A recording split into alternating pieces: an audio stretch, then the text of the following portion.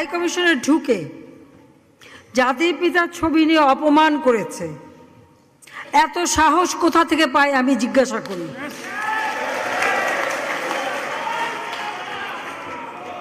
আমি জানি না আমাদের হাই কমিশনে এখন কারা বসেছিল এবং তারা সেখানে কিছুই করতে পারলো না কেন, সেটাও বড় প্রশ্ন।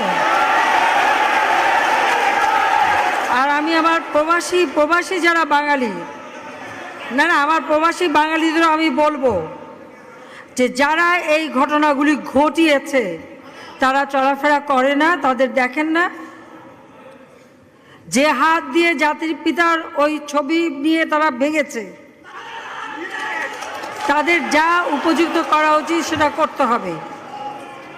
কারণ জাতির পিতার নাম মুছে ফেলার চেষ্টা করা হয়েছিল, তো তারিখ যেহেতু দূরের কথা, ওর বাপ তো চেষ্টা করেছিল এই নাম মুছতে, ওর বাপও চেষ্টা করেছে, মাও চেষ্টা করেছে। তারা কি পেয়েছে নাম মুছতে? পারে নাই। ইতিহাস কখনো কেউ চাপা দিতে পারে না। আর জাতির পিতা তার 7 মার্চে ভাষণে বলে গেছে যে বাঙালিকে কেউ দাবায় রাখতে পারবে না, পারে নাই দাবায় রাখতে। তা আজকে এত বড় দুঃসাহস হয়ে যায়।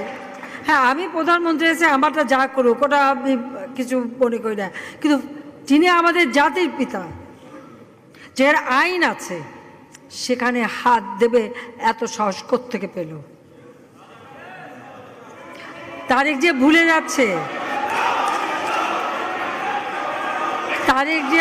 যাচ্ছে যে তার মা দুর্নীতি করে জেলে গেছে।